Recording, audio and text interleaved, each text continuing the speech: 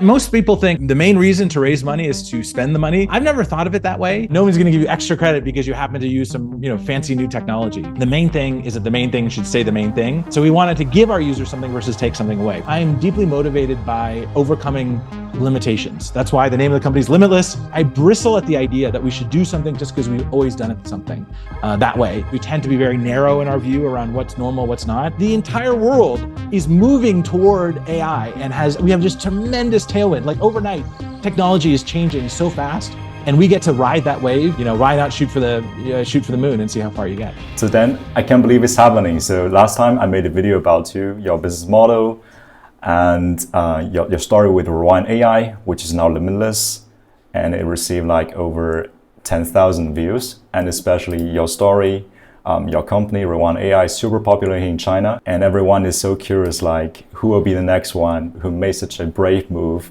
like a public pitch. So we are really happy to have you here with us today. Thanks for having me. I'm flattered, and it's a pleasure to chat with you. Perfect. So let me just give our audiences a quick intro, and then we'll jump to the real part. So today we're happy to have Dan Siroker, who is founder and CEO of Yuyan AI, which is now Limitless. Previously, Dan was director of analytics for Obama's first presidential campaign and served for the White House as well. He also co-founded Optimizely, which he grew to a $120 million ARR and was voted as #1 best place to work by San Francisco Business Times.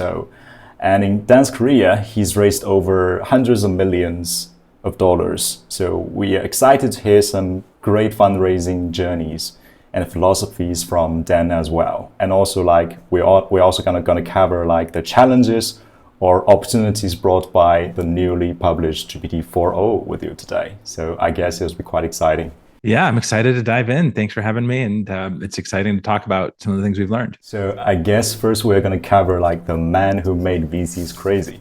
So are you happy with this, the man who made VCs crazy title? I would prefer not to make them crazy. I'm not I'm not a glutton for punishment. And the nice thing about being nonconformist is you can try different things and see what works. And there are a lot of people, especially when it comes to raising money, who just follow the same playbook they've heard over and over again. They don't really question it. So I do get a lot of joy out of sort of thinking through from first principles, what's the best approach to fundraising. But I also think generally you don't want to make enemies if you don't have to.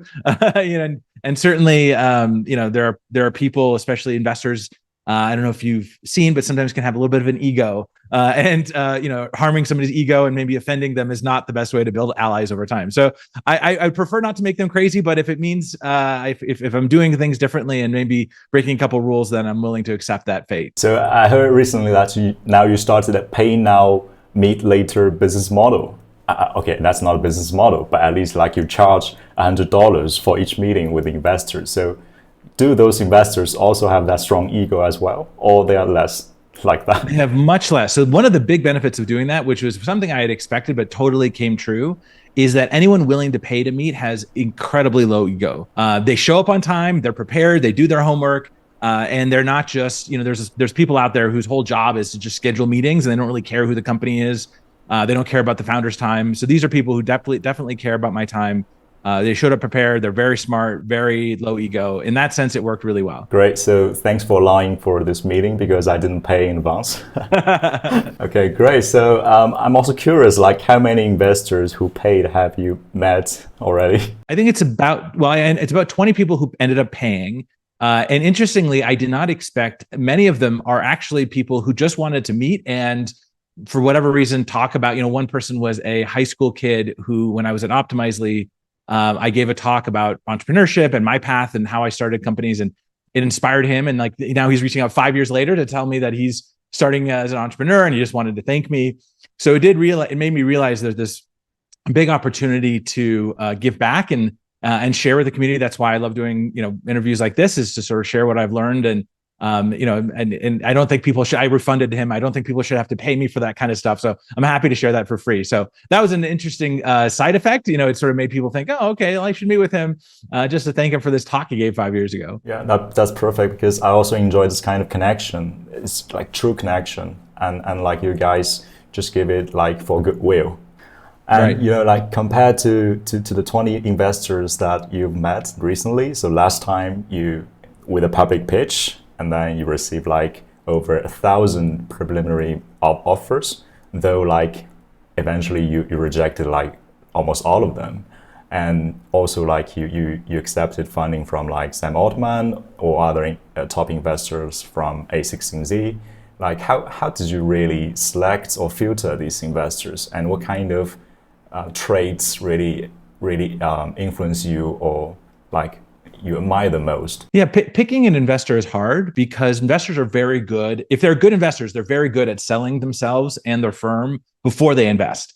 And in that process of being courted by an investor, if you're so lucky to have that kind of a dynamic, you only get to see kind of their good side, the best side of an investor, which is, important. Like if they're not putting their best foot forward before they invest, they're probably not going to put their best foot forward after they invest. Yeah. So the most important thing I look for when evaluating investors is alignment around our long-term goals. Usually you get into hot water and there's a lot of maybe negativity around venture capital when your goals are not aligned with the investor's goals. And that could be for many reasons. It could be that you just want to make a quick buck and sell the company within a couple of years, and some small amount of money to the investor, but is a lot of money to you is an outcome you want, or vice versa. Maybe the investor is early in their career and they just need to put points on the board. They need to show some success, and they would rather exit the company early to show some traction, and so they can get promoted to general partner. So you really want to make sure that both the person you're working with at the venture fund and the fund itself is really aligned to your values. For me, it's long-term. I'm going to be doing this company until the day I die. Yeah. If I'm going to be doing this for decades, then I really want an investor who has a long-term view. And that's why we chose NEA. They have 15-year fund life cycles. They're often buying at the IPO. They're not selling. And so finding investors who are just aligned, I think, are really important. And the best way to do that, by the way, is through references. Not just seeing an investor face-to-face, but talking to the other founders they've invested in. And there is a thing I'm very curious about that. I read that you haven't deployed much capital from the Series A round. So why in the first place did you raise such a compelling round? It seems that you don't even need the money. Yeah, most people think, and probably most people are right, that the main reason to raise money is to spend the money. That seems like a very basic idea, that you have a plan and a budget and you want to achieve your goals. I've never thought of it that way. For me, it was really around how do you maximize sort of the risk-adjusted return or success of the company. So for us, for example, we raised our Series A is 15, 20 million, something like that, at a $350 million valuation. So the question is, for less than 10% dilution, is it worth it to put a bunch more cash in the bank?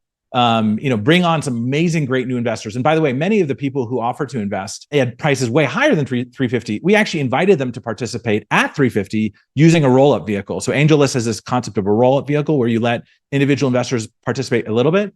And so really it was a question of, is the success of the company more or less likely if we were to sell, let's say 10% of the company and get a bunch more cash in the balance sheet? And if you think about, startups as a journey, it's ups and downs. You can't guarantee everything is going to be a success or everything is going to be up and to the right. It'd be great to have some cash just as a buffer in case we need to, make some investments that we otherwise wouldn't. So far, we didn't need to make those investments. And, we're lucky to have grown through the revenue of our users, which is the best way to fund your business. And so that's how I thought about it. And so, even with hindsight, I would have still done it, even though we haven't spent any of it over a year. I still think it was the right financial sort of maximizing the success of the company decision. I'm also curious, the first time you gave a public pitch, and the second time you charged $100 for like each investor meeting. Like, what's your third move? Yeah, I don't know if I'll charge again. I had mixed results. I think it definitely it had major benefits of getting people to self-select. It saved me a lot of time probably. But I also think that I think it probably bruised investors' egos in a way that was probably not good for me long-term. And the money, ultimately, by the way, we're donating all the money to Boys and Girls Club of Oakland and Build.org. So it's not like we're trying to make money from it. It's really just to select for the right investor. So I think that was kind of mixed results. I don't think we'll do that again. What I will likely do is my next move will be to continue to publish investor updates publicly. There's, if you're an investor in companies, you'll get these emails maybe once a month. Usually the first of the month with kind of the investor update of the company.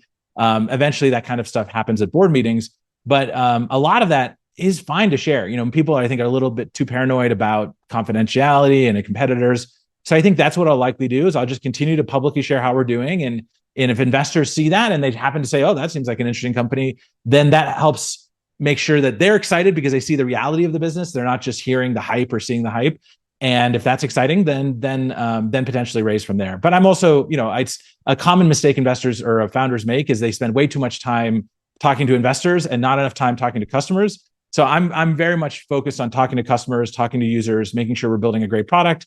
I try as best I can to limit investor meetings to 1 week, twice a year. So it's really trying to be at most 2 weeks a year, probably every 2 quarters. So that's likely what I'll continue to do. And if investors come out of that and want to invest, then great. Sounds great. We're lucky that we are not investors today. Otherwise, we're not going to have this chance to talk to you. So we had a interviewee who is VC partner. And like the question we gave him was like, which company you didn't invest that you were so regretful? And he said Yuan AI definitely for 2023. And yeah, maybe like your investor update will also give him a future possibility that he can follow on. Yes, of course. Yeah. And generally I'm a big fan of building a big tent, getting as many people on your side as you can. You never know when it's going to be helpful. And it's also nice that if they're invested in you, then they probably can't invest in your competitors. So generally, it's a good thing to build a movement of people who are excited and motivated to try to help. Building public. Are there any fundraising advice you could give to other startup founders in 2024? The core of that success has come from building a great product and building something people want. Usually that's the most important thing. There's a lot of people who think about fundraising as like playing a game and like, how do you optimize the game? At the end of the day, it's the substance of your business that matters. And not, how you sort of on the margins maximize the FOMO or the process. So I would actually not overthink it and really focus on building a good business with lots of happy users who are willing to tell others about your product. And usually, if you do that, then good things will come. So it's making sure I'm a big fan of this saying, the main thing is that the main thing should say the main thing. For most early stage startups, the main thing is build something people want. And it has nothing to do with raising money. If you look at Twitter or X or social media, you might get confused to think that like the main thing is raising money. It really isn't. I mean, should be very much an afterthought for you if you really want to build a company long term. Great. So I still remember like the first time I tried out Yuan AI, it was so mind blowing, and I just started paying for that service and like giving humans perfect memory. That's really, to me, that's like a 10x vision. Absolutely, that's not 2x. For our audience's information, Yuan AI is a tool. Records everything that I see, I say, or I hear on my Mac or my iPhone. And I can easily rewind back and recall a seemingly familiar thing, which I already forgot. And with the empowerment of GPT-4, and it can trace back, or I can even ask Yuan anything, and it can give me a logical and relevant answer based on all the information that he has seen on my computer or my phone. So my question is like, so did you land on the mission to give humans perfect memory with the tech ready, or you explore the right tech with such a wild dream? It was actually very much the problem first and the technology second. That's another piece of advice I'd offer is oftentimes startups and founders make the mistake of starting with the technology first and then trying to figure out what problem to solve. That's typically known as technology in search of a problem. That sometimes works, but almost always fails. And a big reason it fails is because you overvalue the sophistication of the technology, not whether you're actually solving a user's problem. At the end of the day, your company will not succeed. It doesn't matter how many lines of code you write. That is not the metric for success when it comes to being an entrepreneur. And as a founder and as an early stage startup, it's very meritocratic. Like either your product is helping solve some problem or it's not. And if it's not, no one's going to give you extra credit because you happen to use some fancy new technology. So for us, it really started with that problem. That problem actually was something I've been obsessed with probably since over 10 years, is when I first started to think about this problem was when in my 20s, when I actually started to go deaf. And I tried a hearing aid and it was magical. To lose a sense and gain it back again felt like gaining a superpower. And so ever since that moment, I have been on a hunt for ways that technology can solve the problem of overcoming our biological limitations. We all have biological limitations and we don't even realize it. That's the thing that really surprised me about getting a hearing aid is I didn't even realize how bad my hearing had gotten. And the same is true of memory. We don't realize how bad our memories are. We forget about 90% of memories after 1 week. And our memories peak when we're 20 years old. So every year after we're 20, our memories get worse. We, on average, only really remember, if you think about what does that mean to forget 90% of memories after a week? If you have a weekly team meeting, 1 hour weekly team meeting, at best, you remember 6 minutes of that meeting a week before. And so that's really when I started getting obsessed with that problem. And that's, we got lucky that the technology was, ready at the time. With Rewind, it was the M1 chip was a big enabling technology. Now with Limitless, things that we're doing in the cloud with Confidential Cloud was a key enabling technology. So that's been the path I've taken, is start with a problem first, obsess with that problem, and then hopefully you find technology that can help solve it. After the fundraising craze, so how did Rewind AI gather user feedback, and whose feedback do you care about the most? Yeah. Is it like you care like Sam Altman's comments more, or like no. Our comments less? No. The comments I care most about is of our diehard users. Typically, if you read a book, Cindy Alvarez wrote a book around the lean startup methodology, and one of the key phrases they use to describe your ideal initial customers are early evangelists. They're evangelists who come early, and for these people, the problem you're solving is like an oasis in the desert. It is such a painful problem for them. It just happens to be in their life. That's such a painful problem that they've done a few things. They've likely built a solution through parts. Maybe they're using like Google Docs or Notion, or they're trying to solve the problem with other products. They're desperate for a product that they're willing to accept any bugs you have. Like they're just so desperate. And the last thing is they care so much of the problem. So they'll give you a ton of feedback, but they will go out of their way. It'll become their mission in life to make sure you build this product the way they want it to be built. Those are the perfect ideal early customers. It's not Sam Altman. It's not, my employees. It's not me even. That's where you can make a lot of mistakes, is over-indexing on, your own perspective. It's these early evangelists. And of course, ideally, you're one of them because you have the same problem that they have. But that's who you want to start with, because they're going to be tolerant of bugs. They're going to give you exactly the feedback. They're going to be using the product. That's who you want to listen to. Got it. So from Rewind AI to the Limitless AI now, what's on your mind? Well, the big thing on my mind is GPT-4o, which just launched yesterday, and we incorporated. It's now in Limitless. So if you go to limitless.ai, you can try GPT-4o. That's pretty amazing. And so what's really on my mind is, how do we take what was, a core thesis we had around Limitless, which was the idea that our product is basically a combination of the world's best large language models and your context. Like if you add those things together, our product just gets better. So in this case, is a perfect example. Yesterday GPT-4o came out, and our product just automatically got better as soon as we upgraded to it. And so I'm thinking hard about, how do we do the same, but for context? How do we capture more context of your lives? That's why we went and built the Pendant. How do we actually, it's a wearable that captures things you say in here in the real world. Those are the things that are on my mind, is how do we build a lead when it comes to your context and really make that the moat that protects our company against, other startups or other competitors. So how do you see the relationship between the two products? And I guess there are three possibilities. One, are they two separate products like the Coca-Cola and the Sprite? Or is the Coca-Cola being made more popular, just such as the diet version as an extension of the Coca-Cola? Or is the Sprite a replacement for Coca-Cola that you will shut down the Rewind AI one day? We have no plans to shut down Rewind, but I do think Limitless is a better approach. Right now, Limitless does a subset of Rewind functionality, but much, much better. So it's really focused on meetings. Rewind will capture your meetings. It'll do transcription locally. It'll do some basic summarization, but it's really not nearly as good as Limitless. Because with Limitless, we do transcription, world-class transcription, like human level transcription.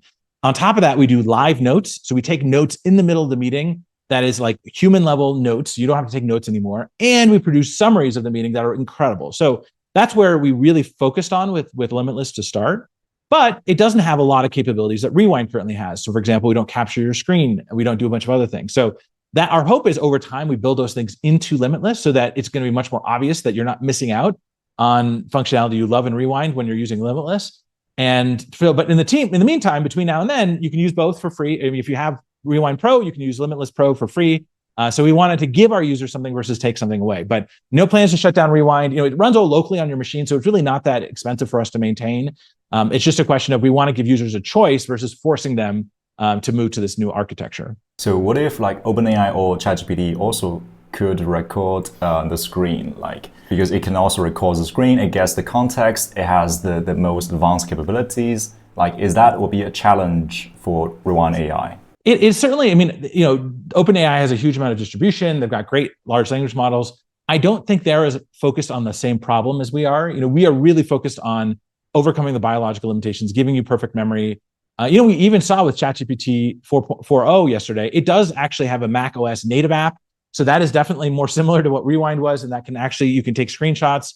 But one advantage we have is what we do is today thought of as kind of weird. It's kind of, well, why would you record your screen? Why would you capture conversations? And it's only for a select group of people who really get it. And over time, I think that will grow. But while what we do is weird, and you could even describe it as a little bit creepy, I think that's going to be too scary for OpenAI. OpenAI is going to look at that and be like, well, do we really want to, embrace an idea that may be so early in the mind share that it like distracts from our long-term vision of doing AGI?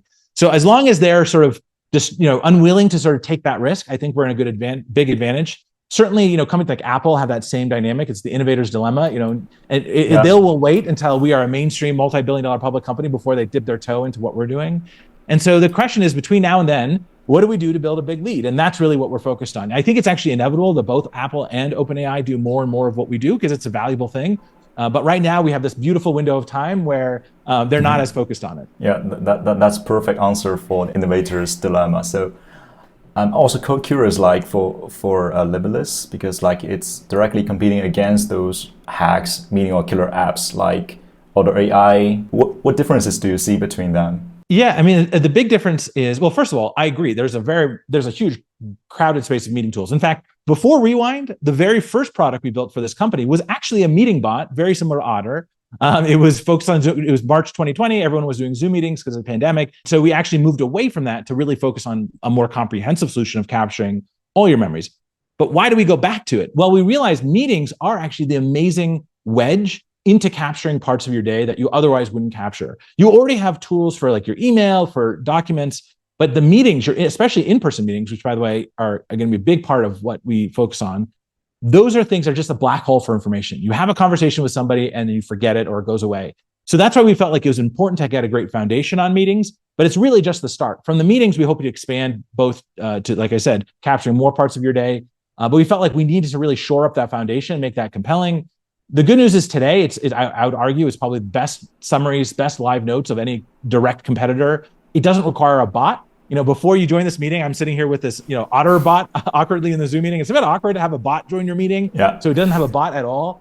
So those are the things people love about the product today. And I think give it quite a bit of differentiation between all the other meeting tools out there. Right. So like with the respective tech, so would you think like your 10x approach is easier than their 2x approach, if I describe that correctly? Yeah, I think so. I mean, if you think of it, if you're describing it as 10x venture return or like a goal of building a company that grows very quickly, counterintuitively, I think it's actually much, much easier to build a company that has the aspiration to do 10x than one to do 2x. And actually the biggest reason why is recruiting.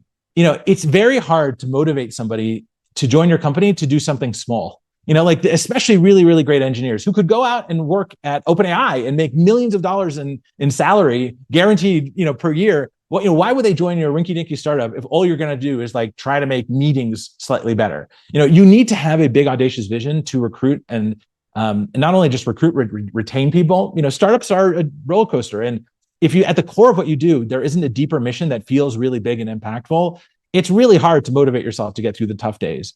So I just found that, and personally, it's just authentic to me. Like I am deeply obsessed about this problem. I could care less about, venture returns or going public or anything like that. That's all means to the end of solving the problem of generating capital to actually deliver on solving the problem. So, it attracts a certain kind of person. I'm sure there's ways to build a company that has aspirations to go to 2x, but, I just think it's probably harder. Why not shoot for the moon and see how far you get? So from the Rewind AI to the Limitless AI with the AI hardware, what's the biggest challenges for you? The biggest challenge with hardware for me has been how much you need to plan ahead. I'm a big believer in valuing responding to change over following a plan. So something new comes in, new information. I want to be very nimble and quick as a team at incorporating it, learning, iterating.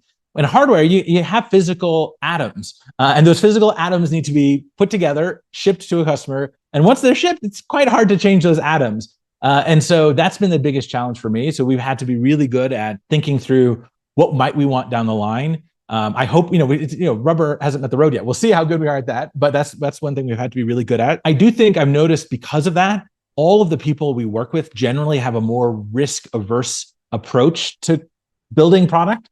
And so I think what I brought to the table when it comes to building hardware is a very decisive mindset, just making sure that we don't let analysis paralysis slow us down. That's something I think is kind of endemic to all hardware activity because of this exact dynamic I said. A lot of decisions are not reversible. So you end up, really wanting to make sure all the decisions you make are right. But I found that over and over again that the best decision is usually to make it quickly and to try to learn and prototype, not to sort of analyze these things over and over again. Should it do this or should it do that? Or should it look like this or should it do that?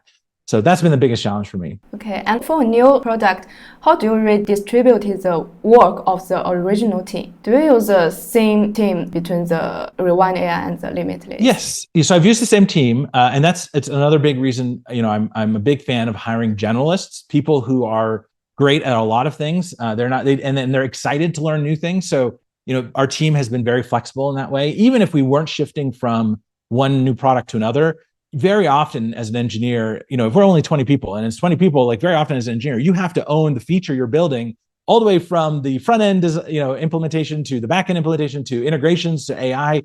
So like you can't really, at this size, specialize. If you specialize, you're going to be too rigid. You're going to be bottlenecked on some part of your company. So that's why I tend to hire more senior people who are more generalists who can kind of do a little bit of everything. Yeah, because like senior and generalist are somewhat, like counterintuitive or they're like opposite to each other. Yeah, you could argue maybe somebody gets more experience, they want to specialize, but I also think there are people, and many of our folks we've hired are former founders. I actually think it's probably the most common job title of our employees are former founders. And if you're a former founder, you kind of are both. You've got experience, you started a company, you have willingness to take risk, and you're kind of a generalist. You've already had to do, being a software engineer at our company is like just a tiny, even if you're a generalist software engineer, it's just a tiny amount of job of what you would have done if you were a founder at your last company. So probably to them, it feels specialized to just do coding all day. Whereas before they were going from coding to marketing to sales to customer support. So that probably is another reason why we've been able to be successful is hiring former founders. But have you hired anyone from like Apple who is like senior guy at Apple? Because like the first time I saw from a website, Limitless Pendant, well, like the style was just too Steve Jobs style, and like this kind of AI hardware is just like a masterpiece made by Apple. Yeah. Of course, like years ago. Yeah, well, thank you, appreciate that. It's a very high compliment to say it reminds you of Apple. We have hired folks from Apple, but the effort around the industrial design was not led by them. Industrial design, we worked with Ammunition. It's a San Francisco-based industrial design team. They came up with many, many concepts. So this was like the best of many. So this is actually goes back to my point earlier around trying things, iterating, learning, seeing, feeling, holding prototypes. And it also goes to really focusing on the problem. Here, we really had a clear set of requirements, what we wanted to achieve. And I think that's also what made it very, what ended up being what looks really good is actually because behind the scenes, we've thought on how it should work really well. So how do you view the long term of the Limitless Pendant in people's daily lives? We hope that it's something that as soon as you start using it, you realize you can't live without. There's so many things in our lives that we sort of take for granted. That's usually the best sign of flattery of a piece of technology is you couldn't imagine living without it.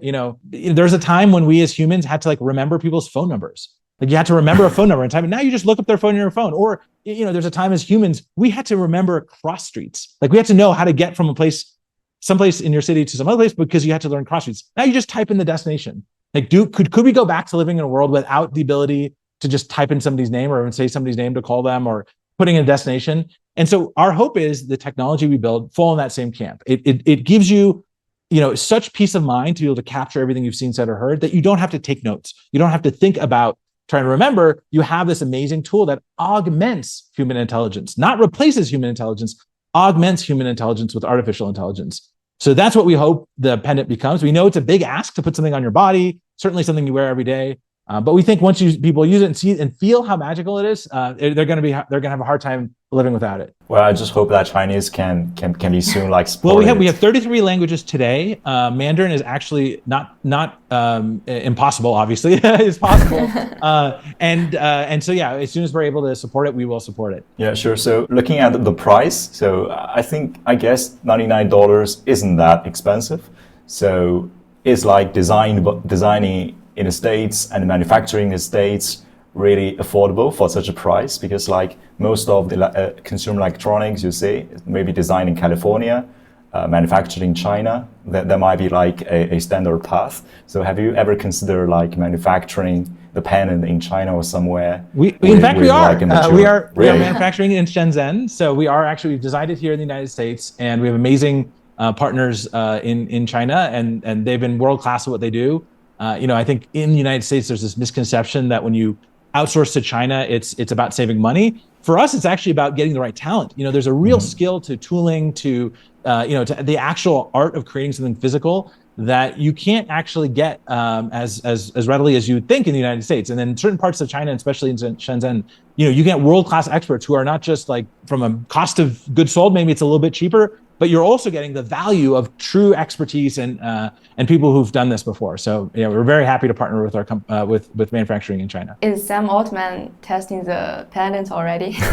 He is not. No. We just have internal testing for now. But yeah, I hope he'll be one of our first customers. But we'll make him pay. He should see enough value in it to decide it's worth it for him to pay. Yeah, I hope that we could also have an opportunity to be like the first customers of Limitless Pendant in China. Absolutely. Yeah, I'll put you at the top of the list. It'll probably be closer to August or September when we start shipping them. But we'll be happy to have you review it and love your feedback. That's perfect. It's just like it will be exported to the States and then imported to China again. Yes, exactly. Yeah. We'll probably have to pay tariffs both ways, but whatever, it's fine. So let's get to the last part. We always have YUVC's stupid questions for everyone. So for you, there is a unique question because we are talking about Yuan and Limitless, and we are talking about perfect memory. Sometimes the charm of the memory lies in the feelings or some sudden flashbacks that computers cannot record. So is there a deep and unforgettable memory or a bright moment that has always impacted on you? Yeah. I was very lucky to have had several formative experiences early on in my life that if I were to Steve Jobs in 2005 described this as you connect the dots going backwards. You can rarely connect the dots going forwards. So I could have never predicted I'm doing what I'm doing today based off of my childhood. But certainly I can see the dots connect going backwards. And, small things from, I remember in elementary school, we would have one computer for the classroom. And for some reason, I was always the person who had to figure out how to fix it. Like the machine wasn't working. It was usually some version of me turning it off and turning it on again. But so early on, I built confidence around computers. I was very lucky to have access to computers at an early age. My mom was working at Stanford as a secretary to a professor. And as part of her job, she had to order equipment for the team. And when her boss, Hector Garcia Molina, a professor at Stanford, wanted to get a new machine for himself, he always felt kind of guilty just getting it for himself. So he always had my mom order herself one as well to bring home. So I was always getting the latest 386 and 486 and a Gateway 2000. And so I got access to technology and very early on saw the power of things and sort of got to live in the future and get confident and comfortable with that. And I think those two things alone, by the way, I think had a huge impact on my willingness to even do computer science in college. And so I think that's part of I can't ignore that. I am a product of my experiences. So I'm very grateful to all of that. So speaking of personal experience, so where did you get that creativity for fundraising? It was, I did it the first time around my first company. Well, actually, what I was going to say, which is not true. What I was going to say was I did my first company. I did it all the sort of traditional way, but I actually didn't. In fact, the Series A for Optimizing in 2013, we also did something crazy. We did mock board meetings. Nobody else was doing that, where we would basically have the finalists for our Series A come into our office and spend 2 hours with us and me and my executive team doing a mock board meeting. And we could see between each finalist who we thought was the best. So actually, I think I've always been nonconformist around this. I didn't think about it was, but I am deeply motivated by overcoming limitations. That's why the name of the company is Limitless. And those limitations a lot of times are societal. I bristle at the idea that we should do something just because we've always done it something that way. And I think as society, as humans, we tend to be risk averse. We tend to be very narrow in our view around what's normal, what's not. And so I just find a lot of joy in pushing those limits and seeing how far you can get. So that's probably why I've been so nonconformist when it comes to raising money. You're genius in marketing and fundraising. Thanks. Yeah. I mean, you'll make Dan happier if you say you're an expert at a product. Yeah. What my team has learned from what I just said, the thing that my team, anyone who I work with closely has learned about me, that the best way to motivate me is to tell me something's not possible. And if I knew it's possible, then I will do everything I can to like run through walls to prove you wrong, which isn't great. You shouldn't try to prove people wrong. But if somebody is skeptical, I get so motivated by trying to prove that their view of the world is so limited that it motivates me in a way that I don't think anything else really can. Yeah. Thank you. So what's the meaning of the life? I think the depressing answer may be, I don't think there is a meaning to life. I think we as humans add meaning to the things in our world to help us survive. And so that helps us evolutionarily get through the day to create meaning and purpose. So I think we create purpose for ourselves so that we have, a reason. Evolutionarily, I think there was a trait that was developed early in whatever our ancestors had, which is this desire to wake up, because if you didn't have the desire to wake up, you might not procreate, in which case your genes don't get on to the next generation. So I actually think, a lot of scientists and philosophers will say that, the meaning of life is to figure out what the right questions are to ask, not what the answers are. So it's knowing what is the question to ask around this, not knowing what is the answer. Is it 42 or is it something more abstract? And so I tend to view that for me, finding my meaning and purpose is what motivates me, what drives me, what gets me excited in the morning. And it's a lot of it, what I said earlier, is using technology to overcome our limitations. That's my purpose. That's my meaning. And that's what motivates me. But I think it's different for everyone. So maybe as I describe it, the meaning of life is to find your meaning, to find your purpose, and to pursue that, even if it means you're breaking all kinds of societal norms to do so. So then it's like 9:43 a.m. at your side. So why did you get up this morning? I got up because I wanted to talk to both of you. Thank you. In reality, waking, in the morning, I am, a good sign of whether you love your job is if you wake up in the morning without your alarm because you're just excited to get to work every day. And I am so privileged to be in that position where I just happen to be at a company in a world with a team working on the most amazing technology at a time where the entire world is moving toward AI and we have just tremendous tailwind. Like overnight, technology is changing so fast and we get to ride that wave. It's just such a privilege. So I'm personally very grateful for that. So I wake up, excited to go to work every day, where most people hate their job. So I'm cognizant of that. I'm sorry that you hate your job. You should find a job you love. But most people who hate their jobs, they look forward to Friday afternoon. They look forward to the weekend. For me, it's the opposite. My most exciting part of the week is Sunday night because I get to go to work the next morning and I am so excited to start the day. Thank God it's Monday. Exactly. Yeah.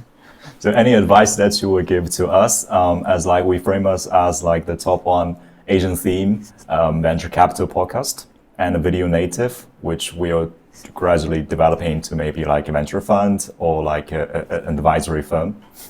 Yeah, I would say keep shooting your shot, keep aiming higher, keep going bigger, and don't let the limitations of who you think you can interview hold you back. Break through those limitations and interview anyone in the world, and maybe some of them will say yes.